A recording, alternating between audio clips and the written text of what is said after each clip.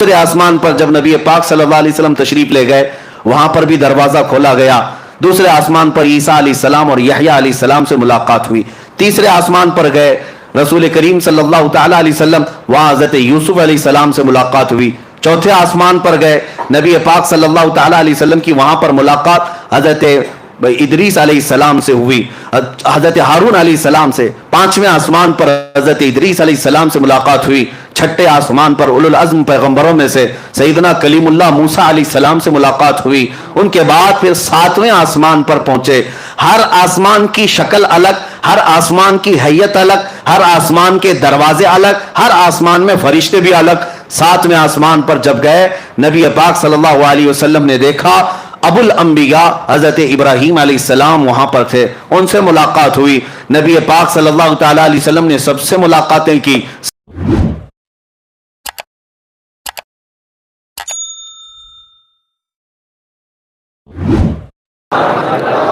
الحمدللہ الحنان المنان الذي خلق الانسان وعلمه البيان والصلاة والسلام على رسوله سید الانس والجان وعلى آله واصحابه ذوي الخير والإحسان. اما بعد فاعوذ بالله من الشيطان الرجيم.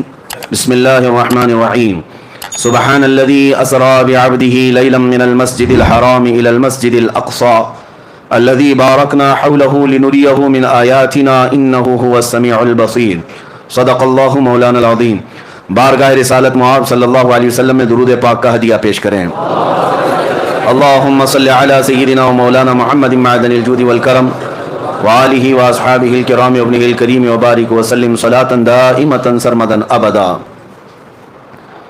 عرش پہ تازہ چھیڑ چھاڑ, فرش پہ طرفہ دھوم دھام, کان جدھر لگائیے تیری ہی داستان ہے.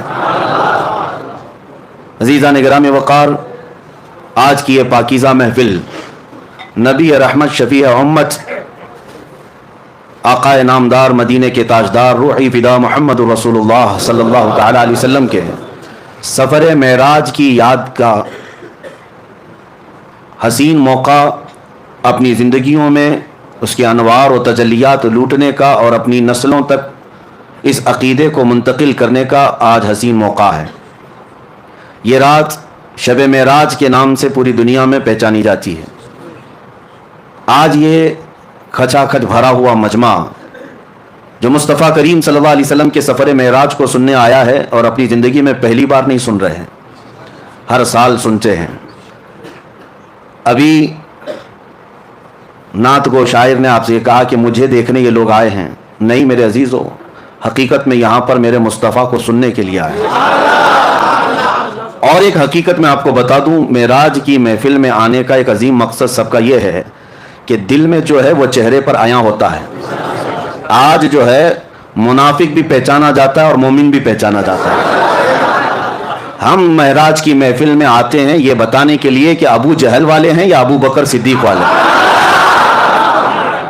وہ اندھیریاں, وہ سناٹے, وہ ویرانیاں کہیں اور ہوں گی, لیکن سنیوں کی مسجد میں اجالے ہی اجالے.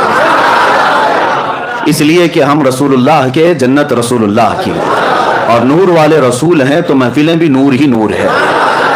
الحمدللہ میں سب سے پہلے آپ کو مبارکبادی پیش کرتا ہوں کہ اللہ تبارک و تعالیٰ نے تمہیں اجالوں میں رکھا اور قبر میں بھی اللہ میرے مصطفیٰ کا اجالا نصیب فرمایا. جن راتوں کو تم نے اجالا کیا ہے یہ میرے مصطفیٰ کی یاد میں اجالا کیا ہے.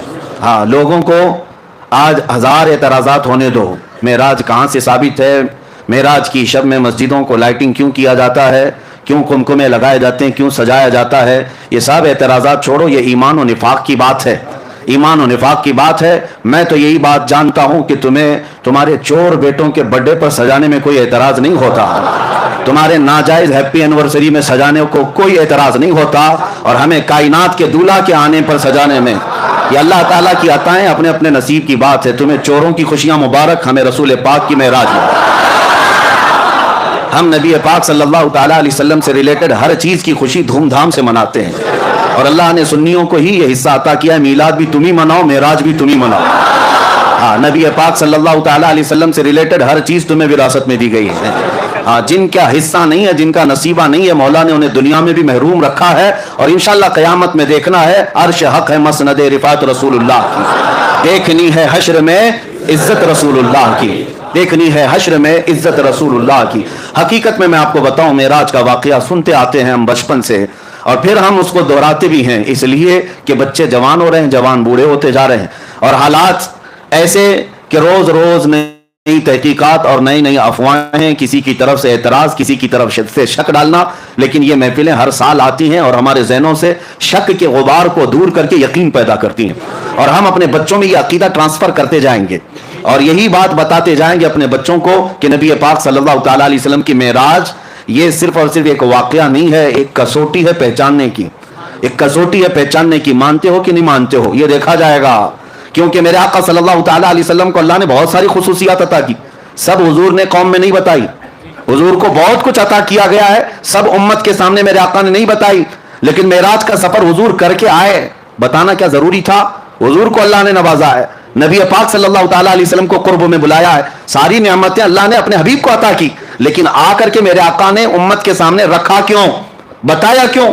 اسی لیے کہ اب دیکھا جائے گا مومن کون ہے، منافق کون ہے، یہ بتانا حضور پاک صلی اللہ تعالیٰ علیہ وسلم کی سنت ہے۔ اور جو آج بھونکتے ہیں ان مولویوں کو میں کہتا ہوں، حضور نے معراج کا واقعہ خود بیان کیا، آج تک سنیوں کی مجلس سے جو جو عالم بیان کرتا ہے وہ میرے مصطفیٰ کی سنت پر عمل کرتا ہے۔ معراج کا واقعہ بیان کرنا خود میرے آقا صلی اللہ علیہ وسلم کی سنت مبارکہ ہے، ہم اس عظیم سنت کو زندہ کرنے آئے ہیں۔ میرے عزیزوں، معراج کا سفر جو ہے وہ حقیقت میں ایک معجزہ ہے، وہ ایک معجزہ ہے۔ معجزہ کسے کہتے ہیں؟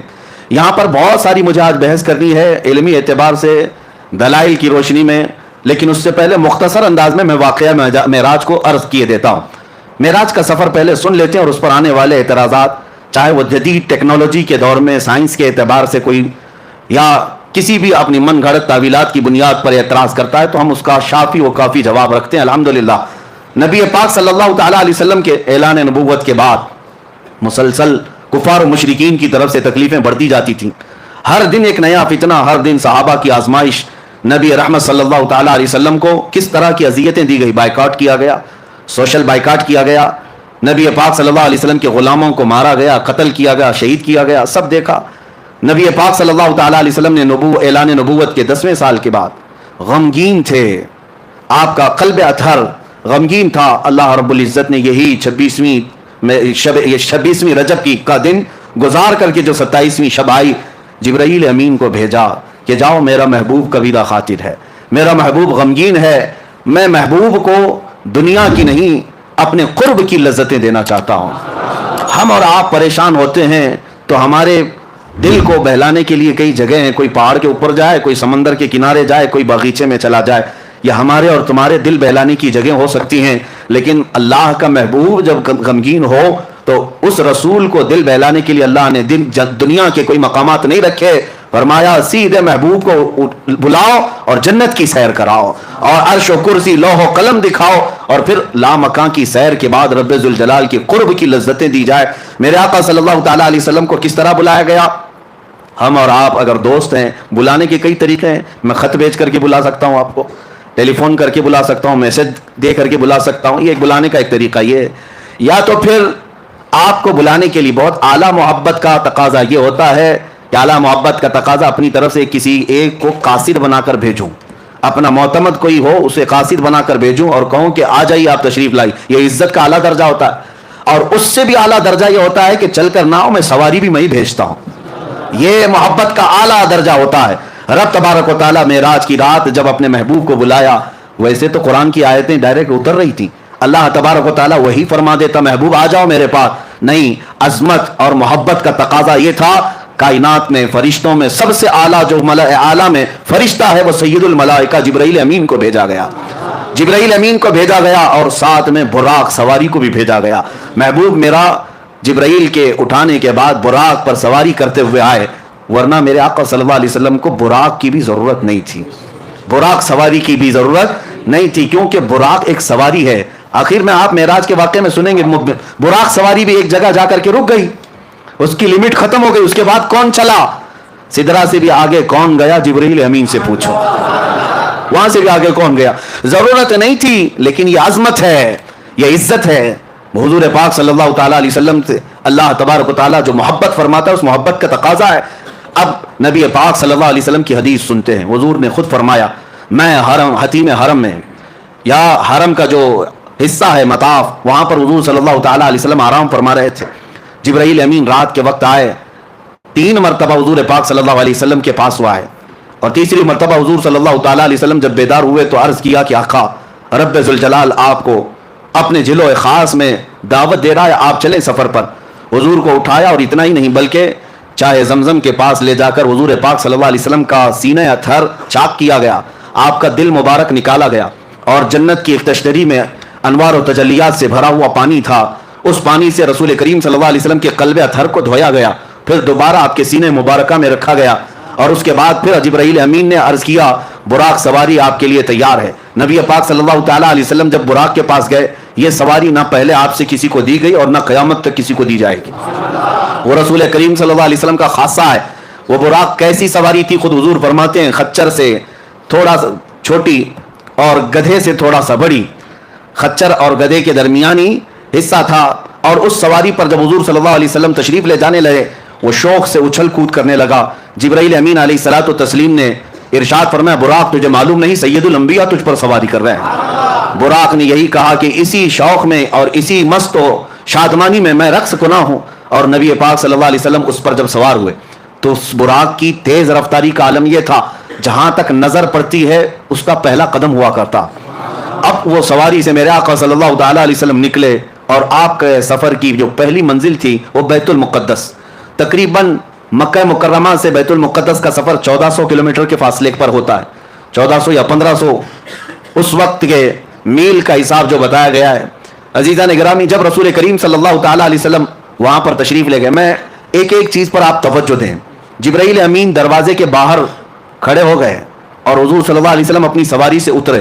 حضور فرماتے ہیں بیت المقدس کا دروازہ کھلا ہوا تھا، باب محمد اس کو کہا گیا، باب محمد کھلا ہوا تھا. رات کے وقت، کتنی رات گزری یہ پتہ نہیں، لیکن رات کے وقت مسجد کا دروازہ کھلا ہوا تھا. باہر پتھر لگے ہوئے تھے. جبرائیل امین نے ایک پتھر میں اپنی انگلی سے سوراخ کیا اور براق سواری کے رسی کو وہاں پر باندھ دیا. جیسے گھوڑے کو باندھا جاتا ہے وہاں آپ نے ایک سوراخ کیا اور اس سوراخ میں براق کے گلے سے جو رسی تھی اس رسی کو لگا دیا. اب رسول کریم صلی اللہ تعالیٰ علیہ وسلم بیت المقدس میں اندر تشریف لائے تو دیکھا آدم علیہ السلام سے لے کر عیسیٰ علیہ السلام تک جتنے نبی تھے سب بستہ وہاں پر کھڑے تھے، سب کے سب وہاں پر کھڑے ہوئے تھے. اعلیٰ حضرت امام اہل سنت فاضل بریلوی فرماتے ہیں نماز اقصا میں تھا یہی سر، آیا ہو مانے اول و آخر، کہ صف بستہ پیچھے ہیں حاضر جو سلطنت آگے کر گئے تھے. سارے بادشاہ اپنے زمانے کے وہ انبیاء کرام علیہ السلام تھے، لیکن آج وہ مقتدی بن کر کھڑے ہوئے تھے. سب سے آگے میرے آقا صلی اللہ تعالیٰ علیہ وسلم مصلی امامت پر گئے اور ان تمام نبیوں کی میرے آقا نے امامت فرمائی. وہ کون سی نماز تھی؟ معراج کی شب حضور صلی اللہ علیہ وسلم نے جو انبیاء کو پڑھائی، یہ نماز امتیوں کی نمازوں کی طرح نہیں ہے، وہ نبیوں کے لیے خاص نماز تھی. اس جماعت کا امام بھی خاص تھا اور مقتدی بھی خاص تھے. اس نماز کے بعد ایسا ہی نہیں ہے کہ نماز ہو گئی، بلکہ اولو العزم جتنے انبیاء کرام مرسلین اعظام تھے ان سب نے حضور صلی اللہ تعالیٰ علیہ وسلم کی تعریف میں قصیدے سنائے. حضرت ابراہیم علیہ السلام نے میرے آقا صلی اللہ علیہ وسلم کی تعریف سنائی، حضرت موسیٰ علیہ السلام نے تعریف سنائی، حضرت اسماعیل علیہ السلام نے تعریف سنائی. یعنی یہ بھی آپ دیکھیں محفل مصطفیٰ جب لگی ہوتی ہے، پہلے جو ہم نعتیں پڑھتے ہیں یا سنتے ہیں یہ انبیاء کی سنتیں ہیں، انبیاء کرام کی سنتیں ہیں. حضور صلی اللہ تعالیٰ علیہ وسلم کے قصیدے سنائے. پھر نبی پاک صلی اللہ تعالیٰ علیہ وسلم بیت المقدس سے نکلتے ہیں. یہ سفر میں پورے معراج کے سفر کو 3 مرحلوں میں بتاتا ہوں. 3 مرحلے، 3 سٹیپ. پہلا مرحلہ مسجد حرم سے بیت المقدس تک، اور دوسرا مرحلہ یہاں سے شروع ہوتا ہے آسمانوں کا. یہاں سے نبی پاک صلی اللہ تعالیٰ علیہ وسلم آسمانوں کی طرف نکلے. اب آسمانوں کا سفر، پہلے آسمان پر گئے، دروازہ ہے آسمان میں. جبرائیل امین نے دروازے کھولنے کا حکم دیا. دربان نے پوچھا کون ہے؟ کہا محمد عربی صلی اللہ تعالیٰ علیہ وسلم آئے ہوئے ہیں. دروازہ کھول دیا گیا. پہلے آسمان پر جب گئے وہاں حضرت آدم علیہ السلام سے میرے آقا کی ملاقات ہوئی. وہاں پر ملاقات کے بعد دوسرے آسمان پر حضور صلی اللہ علیہ وسلم تشریف لے گئے. یہ ایسا نہ سمجھے کہ ایک گیٹ سے دوسرے گیٹ جا رہے ہیں. ایک آسمان سے دوسرے آسمان کا سفر رسول کریم صلی اللہ علیہ وسلم کی احادیث کی روشنی میں 500 سال کی مسافت کا ہے، 500 سال کی مسافت کا. اور وہ میرے آقا صلی اللہ تعالیٰ علیہ وسلم دم زدن میں طے کرتے چلے گئے. یہ کیسے ہوا اور کیسے ممکن ہو سکتا ہے اس پر ہم بعد میں بحث کرتے ہیں. دوسرے آسمان پر جب نبی پاک صلی اللہ علیہ وسلم تشریف لے گئے وہاں پر بھی دروازہ کھولا گیا. दूसरे आसमान पर ईसा अलैहिस्सलाम और यहया अलैहिस्सलाम से मुलाकात हुई। तीसरे आसमान पर गए, रसूल करीम सल्लल्लाहु तआला अलैहि वसल्लम, वहां हजरत यूसुफ अलैहिस्सलाम से मुलाकात हुई। चौथे आसमान पर गए, नबी पाक सल्लल्लाहु तआला अलैहि वसल्लम की वहां पर मुलाकात हजरत इदरीस अलैहिस्सलाम से हुई, हजरत हारून अलैहिस्सलाम से। पांचवें आसमान पर हजरत इदरीस अलैहिस्सलाम से मुलाकात हुई। छठे आसमान पर उलुल अज़्म पैगंबरों में से सैयदना कलीमुल्लाह मूसा अलैहिस्सलाम से मुलाकात हुई। उनके बाद फिर सातवें आसमान पर पहुंचे। हर आसमान की शक्ल अलग, हर आसमान की हैयत अलग, हर आसमान के दरवाजे अलग, हर आसमान में फरिश्ते भी अलग। सातवें आसमान पर जब गए, नबी पाक सल्लल्लाहु अलैहि वसल्लम ने देखा अबुल अंबिया हजरत इब्राहीम अलैहिस्सलाम वहां पर थे, उनसे मुलाकात हुई। नबी पाक सल्लल्लाहु अलैहि वसल्लम ने सबसे मुलाकातें की, सबसे बातचीत भी फरमाई, और उसके बाद सिदरतुल मुंतहा पहुंचे। सिदरतुल मुंतहा क्या है? एक बेरी का दरख्त, एक ऐसा दरख्त जिसकी लंबाई चौड़ाई को तुम तस्वुर में भी नहीं ला सकते, तस्वुर में भी नहीं ला सकते। ये पूरी दुनिया उसके एक पत्ते के बराबर भी नहीं, पूरी दुनिया उस दरख्त के पत्ते के बराबर नहीं। सिदरतुल मुंतहा वो एक झाड़ी है जिसके इर्द गिर्द अल्लाह के तमाम फरिश्ते हैं। सिदरतुल मुंतहा ये जिब्राईल अमीन अलैहिस्सलातु तस्लीम का आखिरी मकाम है। वहां पहुंचने के बाद अब जितने फरिश्ते अल्लाह ताला के हैं सब हुजूम दर हुजूम आने लगे, और यह हदीस पाक में है, सारे फरिश्ते आकर अल्लाह रब्बुल इज्जत की बारगाह में अर्ज करने लगे, ऐ मौला, आज तेरा महबूब तेरे कुर्ब के और तेरे विसाल की लज्जतें पाने के लिए सफर मेराज पर आया है, इससे बेहतर मौका हमें नहीं मिलेगा, एक बार तेरे हबीब के दीदार का मौका अता किया जाए। अल्लाह रब्बुल इज्जत की तरफ से मलए आला तमाम फरिश्तों को इजाजत दी गई। हुजूर सल्लल्लाहु तआला अलैहि वसल्लम इरशाद फरमाते हैं, मैं सिदरतुल मुंतहा के पास था, फरिश्ते हुजूम दर हुजूम आते और जियारत करते, दुरूद पढ़ते और निकलते चले जाते। वो कैसा समा था, वो कैसा नूर का वो माहौल था कि इस लम्हे, ये कितने लम्हे गुजरा, कितना जमाना गुजरा, हम में से कोई इदराक नहीं कर सकता, तस्वुर नहीं कर सकता। सिदरतुल मुंतहा के सफर के बाद ये दूसरा मरहला खत्म हुआ, ये सेकंड स्टेप, 3 स्टेप में मैं बता रहा हूं। तीसरा मरहला सिदरतुल मुंतहा के बाद बुराक को भी छोड़ दिया गया, जिब्राईल अमीन भी वहां रुक गए, और हुजूर सल्लल्लाहु अलैहि वसल्लम ने उनसे कहा कि चलो जिब्राईल आगे। तो जिब्राईल कहने लगे, लौ दनौ तो अनमुलतन, अगर मैं एक राई के दाने के बराबर भी आगे बढ़ जाऊं तो अल्लाह की तजल्ली से मेरे पर जल जाएंगे। इससे ज्यादा की लिमिट नहीं है, इससे आगे नहीं जा सकता। आप तशरीफ ले जाएं, आपका रब आपका हामी व नासिर है। नबी पाक सल्लल्लाहु अलैहि वसल्लम उसके आगे का जो सफर फरमाते हैं। फिर भी अभी एक सवारी लाई गई जिसको रफ-रफ कहा गया। रफ-रफ ये बुराक से भी कई हजार दर्जे तेज रफ्तार, बुराक से कई हजार दर्जे तेज रफ्तार। उसमें जब नबी पाक सल्लल्लाहु तआला अलैहि वसल्लम सवार हुए तो जहां तक जिब्राईल की नजरें जाती थी वहां तक रफ-रफ गया। फिर हुजूर सल्लल्लाहु तआला अलैहि वसल्लम को रफ-रफ से भी उतरने का हुक्म हुआ। रफ-रफ से जब आप सल्लल्लाहु अलैहि वसल्लम उतर आए तो उस सवारी को भी छोड़ दिया गया। अब हुक्म हुआ कि अब महबूब अकेले जाएं, इससे आगे अब किसी का सफर नहीं है, अब आप अकेले जाएं। अब जिस जगह मेरे आका सल्लल्लाहु अलैहि वसल्लम गए उसको कहते हैं ला मकान। उसको क्या कहते हैं? ला मकान। ला मकान का मतलब होता है मकान है ही नहीं, जगह है ही नहीं। क्या बोलोगे उसको? उसका नाम क्या है? उसका नाम क्या? अच्छा, और दूसरी बात, वो कहां है, कैसा है, किधर है, ये भी नहीं पता। हम यहां हैं तो हमारे जिहतें हैं, 6 जिहत मशहूर है। जिहत किसको कहते हैं? डायरेक्शंस को, एक सामने, एक पीछे, एक दाएं, एक बाएं, एक ऊपर, एक नीचे, इसको जिहत कहते हैं। सामने होना, पीछे होना, दाएं होना, बाएं होना, ऊपर होना, नीचे होना, ये जिहत है, ये सिमत है। नबी पाक सल्लल्लाहु तआला अलैहि वसल्लम जहां तशरीफ ले गए वहां कोई जिहत ही नहीं, कोई जिहत नहीं। वहां सामने भी नहीं कह सकते, पीछे भी नहीं कह सकते, दाएं भी नहीं, बाएं भी नहीं, ऊपर भी नहीं, नीचे भी नहीं। ये सिर्फ मकान में होता है, ला मकान में नहीं होता। ला मकान में जिहतें नहीं होती। इसी को आला हज़रत फरमाते हैं, खिरत से कह दो कि सर झुका ले। खिरत कहते हैं अकल को, अकल के घोड़े दौड़ाने वालों, खिरत से कह दो कि सर झुका ले। यहां जिहत को पड़े है लाले, यानी जिहत जो है सिमत उनको खुद ही नहीं मालूम। आला हज़रत फरमाते हैं यहां जिहत को पड़े हैं लाले, किसे बताएं किधर गए थे? नबी पाक सल्लल्लाहु तआला अलैहि वसल्लम किधर गए थे, कौन बताए? इधर गए थे कि उधर गए थे, उधर गए थे कि इधर गए थे? आला हज़रत फरमाते हैं इधर उधर भी मकान में है, ला मकान में है ही नहीं। ला मकान में इधर उधर भी नहीं, यहां वहां भी नहीं, बल्कि वो ला मकान है। अब रसूल पाक सल्लल्लाहु अलैहि वसल्लम का वो नूरी सफर ये तीसरे मरहले का है। अब मैं आपको बताऊं, 3 सफरों के लिए 3 अलग अलग शान मेरे मुस्तफा को दी गई है, अलग अलग शान। जाहिर सी बात है, मैं आपको बताऊं, हर सफर के कपड़े अलग होते हैं, हर सफर के कपड़े अलग होते हैं। कश्मीर जाओ तो ठंडी का लिबास लेके जाओ। हाँ, अक्सर ठंडियों के मौसम में यूं ही नहीं जाते, किसी गर्म जगह पर जा रहे हो तो वहां के कपड़े अलग होते हैं। हर जगह के कपड़े अलग होते हैं। जहां का सफर करना है वैसा लिबास, वैसा खाना। اب نبی پاک صلی اللہ تعالی علیہ وسلم کے اس سفر میں ائمہ اکرام نے فرمایا پہلا سفر جو تھا وہ عالم بشریت کا تھا، مسجد حرم سے مسجد اقصی تک یہ عالم بشریت کا سفر تھا، بشریت کا. اور اب سے یہاں سے بیت المقدس سے سدرۃ المنتہا تک نبی پاک صلی اللہ علیہ وسلم کی نورانیت کا سفر تھا، اور سدرۃ المنتہا سے عرش الہی اور لامکاں کا سفر حقیقت محمدیہ کا تھا. اب اس حقیقت محمدیہ کو کوئی پہچان نہیں سکتا.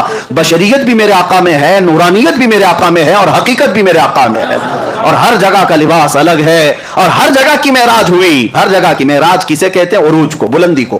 ہر جگہ وہ چیز میرے آقا کو دی گئی جس کو عام انسان کر ہی نہیں سکتا، عام انسان کر ہی نہیں سکتا. بشریت میں میرے آقا کو ایسا لے جایا گیا کہ مسجد حرم سے مسجد اقصی تک کا سفر کتنے چھوٹے لمحے میں کرایا گیا. کیا کوئی یہ بشر کر سکتا ہے؟ یہ عالم بشریت کی معراج تھی، اور یہ بھی معجزہ ہے.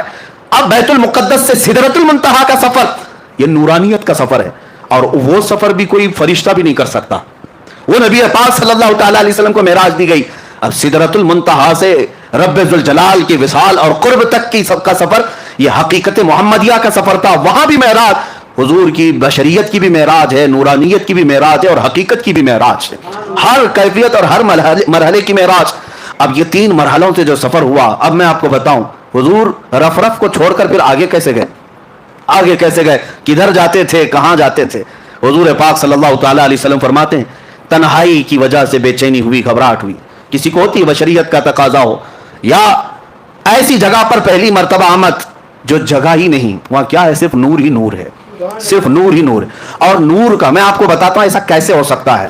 لوگ سوچتے ہیں ایسا کیسے ہو سکتا ہے کہ آپ کہہ رہے ہیں دائیں بھی نہیں، بائیں بھی نہیں، آگے بھی نہیں، پیچھے بھی نہیں، ایسا کیسے؟ نور کا یہی خاصہ ہے، نور کا یہی خاصہ، اس کی اسپیشلٹی یہی ہے. میں ابھی پوچھتا ہوں مسجد میں لائٹ لگی ہوئی ہے، لائٹ تو اوپر ہے، اجالا یہاں ہے. اب مجھے بتاؤ یہ اجالا سامنے ہے کہ پیچھے ہے کہ دائیں ہے کہ بائیں؟ اجالا کدھر ہے؟ کوئی کہہ سکتا ہے؟ آپ کہیں گے نیچے بھی ہے، اوپر بھی ہے، دائیں بھی ہے، بائیں بھی. نہیں، میں کہتا ہوں ایک جگہ بتاؤ، ایک جگہ بتاؤ یہ اجالا کہاں ہے؟ تمہارے سامنے ہے کہ پیچھے ہے کہ دائیں ہے کہ بائیں ہے؟ آپ کو مجبوراً کہنا پڑے گا یہ اجالے کی کوئی سمت ہی نہیں ہوتی، یہ اجالے کی کوئی جہت ہی نہیں ہوتی، اس کا ڈائریکشن نہیں، یہ پھیلا ہوا ہے. نبی پاک صلی اللہ علیہ وسلم جس لامقام میں گئے تھے وہ نور علی نور ہے، وہاں کوئی سمت نہیں تھی. اب نبی پاک صلی اللہ تعالی علیہ وسلم جب آگے بڑھنے لگے پھر رک گئے، آگے بڑھنے لگے پھر رک گئے. سنو اب اے محبوب اب رک جائیں، آپ کا رب خود قریب آ رہا ہے. یہ اب محبت کے تقاضے، عظمت کے تقاضے. میں آپ کو بلایا ہوں بلا تشبیہ و بلا تمثیل، ذہنوں کو قریب کرنے کے لیے کہہ رہا ہوں. آپ سے میں محبت کرتا ہوں، بلایا میں اپنی جگہ پر، اپنے گھر پر، قاصد بھی بھیجا، سواری بھی بھیجا، آپ آئے میرے گھر. مجھے پتا چلا میں جس مہمان کو اور جس محبوب کو بلایا ہوں آیا ہوں. اب اور اعلیٰ محبت کا تقاضا یہ ہے میں اپنے گھر کے صوفے میں بیٹھ کر انتظار نہ کروں، دروازے سے نکل کر کے تمہارا استقبال کروں، نکل کر میں تمہارا استقبال کروں. یہ اعلیٰ درجے کی عظمت ہوا کرتی ہے، بلا تشبیہ بلا تمثیل. میرے مصطفیٰ رب ذوالجلال کے قرب میں جا رہے تھے، بلایا گیا قاصد بھیج کر، بلایا گیا سواری پر بٹھا کر. لیکن جب اس جگہ پر پہنچے جس جگہ کا نام ہی نہیں ہے، تو رب تبارک و تعالیٰ نے ارشاد فرمایا قف یا محمد ان ربک یصلی، اے محبوب رک جائیں، آپ کا رب خود قریب آ رہا ہے. اب کتنا قریب آیا، کتنا قریب آیا. اب سورہ نجم کی آیتیں سنو. رب تعالیٰ فرماتا ہے ثم دنا فتدلی فکان قاب قوسین او ادنا، پھر وہ قریب ہوا اور قریب ہوا، پھر وہ قریب ہوا اور قریب ہوا، اتنا کہ 2 کمانوں کے بیچ کا جو حصہ ہوتا ہے اس سے بھی زیادہ قریب ہوا. اب یہ جو استعارہ اس کو کہتے ہیں عربی میں، تشبیہ دی گئی کمان سے. کمان کیوں؟ یہ بہت ہی نفیس بات ہے اس کے اندر. کمان سے بھی زیادہ قریب ہوا. آپ کبھی سنے آپ اپنی زبان میں کہ کمان سے بھی زیادہ قریب ہے؟ قاب قوسین، یہ قرآن پاک سورہ نجم میں قوسین کہتے ہیں. تیر کمان تو دیکھا ہوگا نا. ہاں، کمان جو ہے وہ اس طرح سے گول، ہاف دائرہ، ہاف سرکل. یہ جو کمان ہے اس سے تشبیہ کیوں دی گئی؟ ایک 2 کمانوں سے بھی کم کا فاصلہ رہ گیا. اصل میں لوگ یہ سمجھتے ہوں گے یہ جو تیر کمان ہے یہ نہیں ہے. عربوں کی ایک کہاوت ہے یہ، کیونکہ قرآن عربی میں نازل ہوا عربوں کو چیلنج کرتے ہوئے. ان کے ہاں جو محاورے چلتے تھے وہ کیا ہے پتہ ہے؟ عرب قبیلوں میں، عرب خاندانوں میں ایک دستور تھا. 2 خاندان والے جب صلح کرتے، جب 2 خاندان والے کوئی معاہدہ کرتے، ایگریمنٹ کرتے کہ آج سے ہم اور آپ سگے بھائی کی طرح ہیں، محبت میں ہم ایک دوسرے سے بہت قریب ہیں، تو کیا کرتے تھے پتہ ہے؟ ایک خاندان کا لیڈر دوسرے خاندان کا لیڈر دونوں میدان میں آتے اور دونوں کے ہاتھ میں کمان ہوتے تھے. توجہ سے سنیں, دونوں کے ہاتھوں میں کمان ہوتے اور تیر بھی ہوتے. دونوں محبت کا ایگریمنٹ کر رہے ہیں. دو خاندانوں میں جب صلح ہوتی اور محبت کا معاہدہ ہوتا تو یہ کرتے, دونوں کمان لے کر کے میدان میں آتے. اب کیا کرتے, اس قبیلے والا اپنا کمان اس کو دیتا, اس کا کمان خود لیتا, بدل ہوتے, عدل بدل. یہ اس قبیلے کی کمان لیتا اور وہ اس قبیلے کی کمان لیتا. اب کیا کرتے, سنیے عربوں کی محبت کے قصے. دونوں قبیلے والے تیر چلاتے, اپنے اپنے کمانوں سے تیر چلاتے, اور جب تیر جا کر گرتا تو دونوں خاندانوں والے نعرہ کیا لگاتے پتا ہے, کہ تمہارا چلایا ہوا تیر ہمارا ہے, ہمارا چلایا ہوا تیر تمہارا ہے. یہ محبت کے لیے یہ طریقہ ہوتا تھا. قوسین اس کو کہتے, دو کمانوں کو, کہ جب بہت زیادہ قریب ہو جائیں تو میرا تیر تم چلاؤ, تمہارا تیر میں چلاؤں, لیکن بات یہ ہوگی سب میں کہ میرا چلایا ہوا تمہارا سمجھا جائے گا, تمہارا چلایا ہوا میرا سمجھا جائے گا. یہ عربوں میں قریب ہونے کو مثال دی جاتی, بلا تشبیہ و بلا تمثیل. رب ذوالجلال نے قریب بلا کر کے یہ ارشاد فرمایا, وہ عربوں میں قوسین بدل کر کے قریب ہونے کی بات کرتے ہیں, میرا محبوب تو اس سے بھی زیادہ قریب ہوا. اور اسی کو اعلیٰ حضرت اپنے قصیدے میں فرماتے ہیں, میں تو مالک ہی کہوں گا کہ ہو مالک کے حبیب, میں تو مالک ہی کہوں گا کہ ہو مالک کے حبیب. یعنی محبوب و محب میں نہیں میرا تیرا, محبوب و محب میں نہیں میرا تیرا, جو کام خدا کا ہے وہ کام میرے رسول کا ہے. اور قرآن میں بھی ہے جو رسول نے فرمایا, اللہ فرماتا ہے یہ میرا کام ہے. تو یہ قرب کے لیے کہا گیا, اتنا قریب میرے آقا تشریف لے گئے. اب میں آپ کو بتاتا ہوں اس کے بعد کیا ہوا.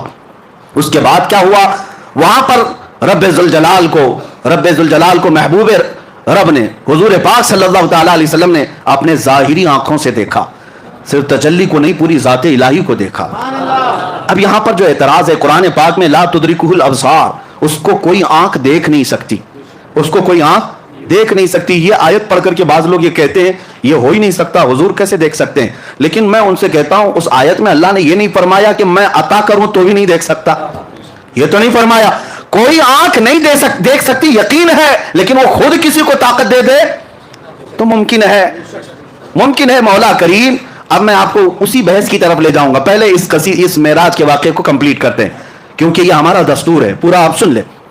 قریب اتنا ہوئے, اب اس کے بعد کتنی دیر رہے, کیا باتیں ہوئی, یہ محبوب و محب کے راز ہیں. فَأَوْحَا إِلَىٰ عَبْدِهِ مَا أَوْحَا, قرآن میں یہ ہے کہ اللہ نے اپنے حبیب پر وحی کی جو وحی کی. خود رب تعالیٰ نہیں بتایا, قرآن میں ہر چیز بتائی گئی ہے, لیکن وہاں اپنے حبیب کو کیا باتیں کی. اللہ فرماتا ہے فَأَوْحَا إِلَىٰ عَبْدِهِ مَا أَوْحَا, اپنے بندے خاص سے جو باتیں کرنی تھی کر لیا, رب ہو گئی باتیں. اب اس کے بعد رسول پاک صلی اللہ علیہ وسلم ارشاد فرماتے, اللہ عز و جل نے اپنے دست قدرت کو میرے سینے پر رکھا, جس کی ٹھنڈک میں نے اپنے دل میں محسوس کی, اور اس کے بعد میں نے زمین و آسمان کی ہر چھپی ہوئی چیز کو دیکھ لیا, ہر شے میرے سامنے عیاں ہو گئی. پھر اعلیٰ حضرت اسی کو فرماتے, یا رسول اللہ, سر عرش پر ہے تیری گزر, در فرش پر ہے تیری نظر, ملکوت و ملک میں نہیں کوئی شے وہ جو تجھ پہ عیاں نہیں, اور کوئی غیب کیا تم سے نہاں ہو بھلا, جب نہ خدا ہی چھپا. سب سے اعلیٰ دنیا میں کوئی چیز آپ کو لگتی ہو تو آپ اپنے اپنے حساب سے عقل سے سوچتے ہوں گے آسمان سب سے بلند ہے فلاں اس سے, لیکن پوری کائنات کو بنانے والا رب العالمین ہے. اس رب العالمین کو جب رسول پاک نے اپنی آنکھوں سے دیکھ لیا, خدا دیکھ لیا, تو پھر خدائی کیا رہ گئی. خدا کو دیکھ لیا تو پھر خدائی کوئی چیز باقی نہ رہی, سب دیکھ لیا میرے آقا صلی اللہ علیہ وسلم نے. اب رب العالمین کے جلوے خاص سے جب آنا تھا تب واپس ہوئے, اور کتنے سال تھے, کب آئے, یہ نوری سفر ہے, اس میں کوئی بتا نہیں سکتا. واپس جب میرے آقا صلی اللہ تعالیٰ علیہ وسلم تشریف لائے تو آپ کو پتا ہے چھٹے آسمان پر حضرت موسیٰ علیہ السلام سے ملاقات ہوئی. اب یہاں پر بھی دیکھیں مہمان کے تقاضے کیا کیا ہوتے ہیں. پھر میں آتا ہوں ہماری زندگیوں کے معاملہ, پھر میں یہی کہوں گا بلا تشبیہ و بلا تمثیل, آپ سے محبت کرتا ہوں, بلانا چاہتا ہوں, قاصد بھیجا, سواری بھیجا, آپ آئے, گھر سے نکل کر کے میں آیا, استقبال کیا, آپ آ بھی گئے, بیٹھ بھی گئے, محبت کی باتیں بھی ہوئی, جانے لگے. محبت کا ایک اور عظیم اخلاقی اعتبار سے عظمت کی ایک نشانی یہ بھی ہے کہ جب محبوب جا رہا ہو تو خالی ہاتھ نہ جائے, مہمان جا رہا ہو تو خالی ہاتھ نہ جائے. محبوب آئے ہو عرش تک, محبوب آئے ہو معراج میں, جا رہے ہو تو تحفہ لے کر جاؤ. تحفہ, اب تحفہ کیا دینا چاہیے, میں تو یہی محسوس کروں گا بلا تشبیہ و بلا تمثیل, میں آپ کے مزاج کو دیکھ کر تحفہ دیتا ہوں. آپ آئے ہیں, آپ عطر پسند کرتے ہیں, عطر لے کے جائیے. آپ کو کپڑے پسند ہیں, کپڑے لے کر کے جائیے. آپ کو تسبیح پسند ہے, آپ وہ لے کر جائیں. ہر ایک آدمی پہلے پوچھ لیتا ہے کہ فلاں کو کیا پسند ہے. آپ اپنے گھر میں آنے کے وقت کئی لوگ پوچھتے ہیں کیا میٹھا پسند کرتے ہیں, کیا کھانا پسند کرتے ہیں.